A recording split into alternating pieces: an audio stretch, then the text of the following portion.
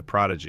The prodigy has the talent, but not the maturity to handle what comes with it. It's the first boxing archetype we're covering. Oscar De La Hoya won the Junior Olympic title at 15, the Golden Gloves at 16, and was named USA Boxing's Boxer of the Year at 18. His father was a failed professional boxer who pushed him into the sport from childhood and was physically abusive. His mother was, too. He won Olympic gold at 19 and had a world title by 20, and the entire country believed he did it to fulfill his dying mother's wish. In a 2023 HBO documentary, he admitted he invented that story himself and repeated it for 30 years. He opened the film by saying, "Everyone thought they knew me. It was just all a lie, because that's what I do." Gervonta Davis was 19 when Golden Boy signed him, and 22 when he stopped Jose Pedraza in round 7 to claim his first world title. Inside the ring, nothing was beyond him. Outside of it, the kid from Baltimore who grew up in foster care was still figuring out who he was. 3 years into his title reign, he ran a red light in a Lamborghini at 2 in the morning, hit another car injuring 4 people, and left the scene. He was sentenced to house arrest, violated the terms within a month, and served the rest in prison. The showman. The showman knows that what happens outside the ropes is part of the fight. The theatrics, the taunting, the entrances, they get inside opponents' heads before the first punch is thrown. But a career built on that kind of confidence can make a fighter forget what happens when the flashiness stops working. Prince Nassim Hamed choreographed elaborate ring entrances, fought with his hands at his waist in a style that looked like it shouldn't work, and taunted opponents throughout. He stopped Wilfredo Vasquez in round 7 in 1998 while showboating the entire night. He was 35-0 and selling out arenas across England. Against Marco Antonio Barrera in 2001, the showboating continued into the early rounds, and Barrera systematically broke him down over 12. Barrera had no interest in the performance, and Hamed had no answer for a fighter who refused to be rattled by it. He fought once more after that and retired at 28. Sugar Ray Leonard said it himself, "I watched Ali, studied Ali, and I studied Sugar Ray Robinson. I watched them display showmanship. I took things from them and borrowed things from them because boxing is entertainment." In the rematch against Roberto Duran in November 1980, Leonard taunted and clowned Duran so relentlessly that Duran quit in round 8, saying, "No mas." The bully. The bully doesn't just want to beat you, they want to break you. The physical punishment and the psychological cruelty are inseparable. The danger is that a bully built on fear has nothing left when the opponent isn't afraid. Mike Tyson had opponents beaten before they stepped through the ropes. He walked to the ring with no robe and no music. Against Michael Spinks in June 1988, trainer Emmanuel Stewart said Spinks looked like a deer in the headlights in the dressing room before the fight even started. Spinks couldn't look Tyson in the eyes during the pre-fight instructions. 91 seconds later, it was over. Sonny Liston was the bully before Tyson. He had demolished Floyd Patterson twice in the first round and scared off most of the division. When Cassius Clay refused to be intimidated during the build-up, showing up to his house in the early hours with a bullhorn, renting a bus and parking it outside, sitting 2 seats away from Liston at the pre-fight dinner, and telling him, "I'll come to your house at 2 a.m. in the morning looking for you," Liston had no answer. Clay outboxed him for 6 rounds, and Liston stayed on his stool. The man who had terrorized the entire heavyweight division quit rather than come out for round 7. The Warrior.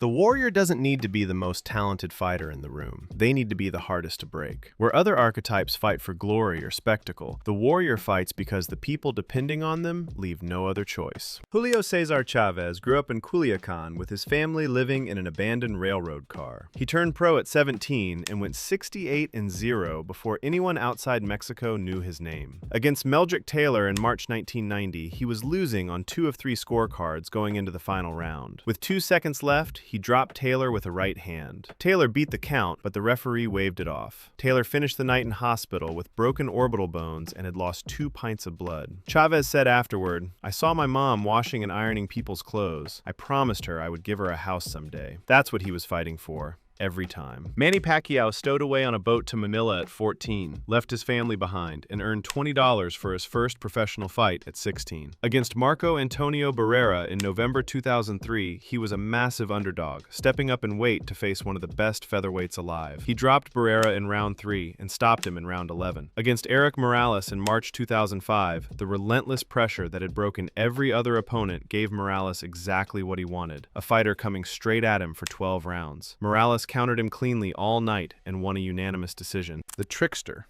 The trickster knows that getting inside an opponent's head is part of the fight. The unorthodox style, the taunting, the psychological warfare, they're all designed to make opponents fight on unfamiliar ground. The same recklessness that makes them brilliant makes them vulnerable. Pernell Whitaker fought like he was mocking you. He would drop his hands, lean into punches, and let shots graze him just to show opponents they couldn't hurt him. He won world titles at 4 weight classes and went nearly a decade without a legitimate loss. Against Julio Cesar Chavez in September 1993, he outboxed one of the greatest fighters alive so completely that the crowd booed when the draw was announced. Chavez walked in at 87-0. Whitaker made him look ordinary for 12 rounds, didn't get the decision, and it didn't matter. Everyone in the building knew what happened. Tyson Fury showed up to a press conference before his 2015 fight with Vladimir Klitschko, dressed as Batman. The mind games extended to fight night itself. Fury danced, clowned, and moved for 12 rounds, dismantling a heavyweight champion who had been unbeaten for 11 years. Then he called the win like a curse and disappeared for nearly 3 years, battling depression and drug abuse. The confidence that fueled everything had nowhere to go once the fight was over. The technician treats every opponent as a puzzle and arrives with a solution already prepared. Style means nothing. The win is everything. Floyd Mayweather retired 50-0 without ever taking a serious beating. Against Canelo Alvarez in September 2013, he faced an unbeaten 23-year-old who was faster and bigger and had been installed as the favorite. Mayweather spent 12 rounds making him miss and making him pay. Canelo threw everything he had and afterward could only say, "It was simple. I couldn't catch him." The technician had studied every pattern, every tendency, every tell, and had an answer for all of it before the first bell rang. The crusader.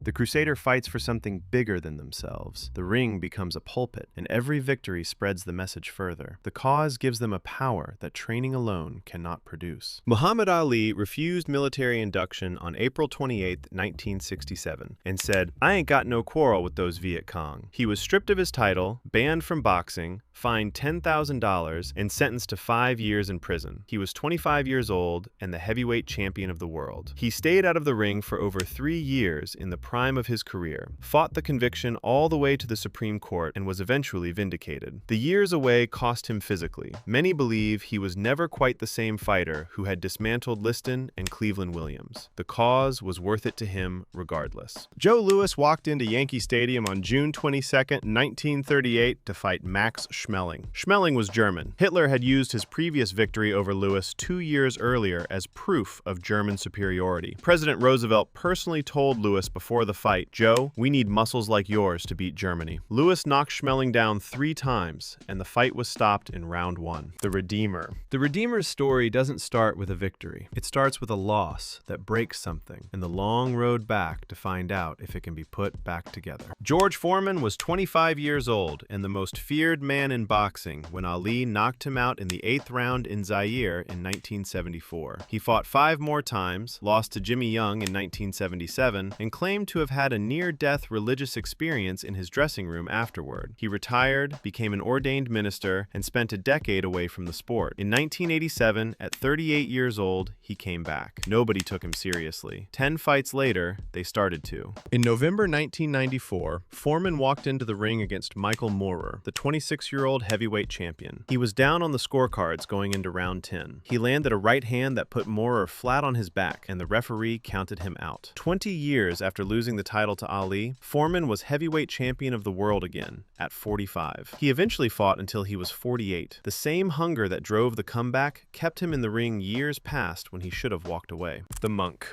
The monk doesn't measure a career in titles. The ring is a vehicle for something deeper, a means of understanding themselves and the world around them. The discipline of training and competition becomes a spiritual practice. Bernard Hopkins was sentenced to 18 years in prison at 17 for 9 felonies. He served nearly 5 years at Greaterford Prison, converted to Islam, and watched a man get murdered over a pack of cigarettes. When he walked out, the warden told him he'd see him again. Hopkins replied, "I ain't ever coming back here." He never did. He found his trainer Bowie Fischer at a Philadelphia gym and outworked everyone Fischer had ever coached. He treated his body like a temple. No alcohol, no fast food, his entire career. The middleweight title he won in 1995, he defended 20 times over a decade. He was still competing for world titles at 50. The monk's inward focus is also what kept Hopkins from ever being truly loved. The pursuit was too personal, too private, too self-contained to invite the crowd in. The Iron Chin. The iron chin is a psychological weapon as much as a physical one. When you can't hurt someone, it changes everything. Opponents start doubting their power, pulling punches, second-guessing every shot they throw. Evander Holyfield moved up from cruiserweight and spent his heavyweight career absorbing punishment from the biggest hitters in the division. Against Riddick Bowe in November 1992, he was badly hurt by a right uppercut in round 10, dropped in round 11, and survived to the final bell. He lost a unanimous decision, but left the ring with something money couldn't buy. When Tyson bit off a piece of his ear in 1997, Holyfield kept fighting. The iron chin isn't just physical toughness, it's the refusal to let pain change the plan. Ernie Shavers knocked out 68 of 74 opponents and was considered by many the hardest puncher in heavyweight history. George Foreman once said on television, "I never fought Ernie Shavers, thank goodness." Against Ali in September 1977, Shavers staggered him in rounds 2, 6, and 14. Ali said afterward, "Ernie hit me so hard it shook my kinfolk in Africa." Ali survived 15 rounds and won on the scorecards. Against Larry Holmes in 1979, Shavers knocked the champion down in round 7. Holmes said it was the hardest he was ever hit. He got up, gave Shavers a boxing lesson, and stopped him in round 11. The Brawler. The brawler doesn't want to outbox you, they want to break you. They thrive in chaos, they're willing to take damage to inflict damage, and they never stop coming forward. The fight is never over until it's over. Roberto Duran grew up fighting on the streets of Panama and turned professional at 16. By the time he faced Sugar Ray Leonard in their first fight in June 1980, he had 71 wins with 56 knockouts. Leonard was faster, more skilled, and the reigning welterweight champion. Duran didn't care. He walked Leonard down, dragged him into a brawl, and made him fight at Duran's pace for 15 brutal rounds. Duran won a unanimous decision. Arturo Gatti and Mickey Ward fought each other 3 times between May 2002 and June 2003, and produced 30 rounds that defined the archetype. In their first fight, Ward knocked Gatti down in round 9 with a left hook to the body after absorbing punishment all night. Emmanuel Stewart called it the round of the century. Ward won a majority decision. In the third fight, Gatti broke his hand in round 4 and kept fighting for 6 more rounds. Gatti won. Neither man ever took a backward step across 30 rounds, and neither ever fully recovered from the damage they did to each other. The Artist.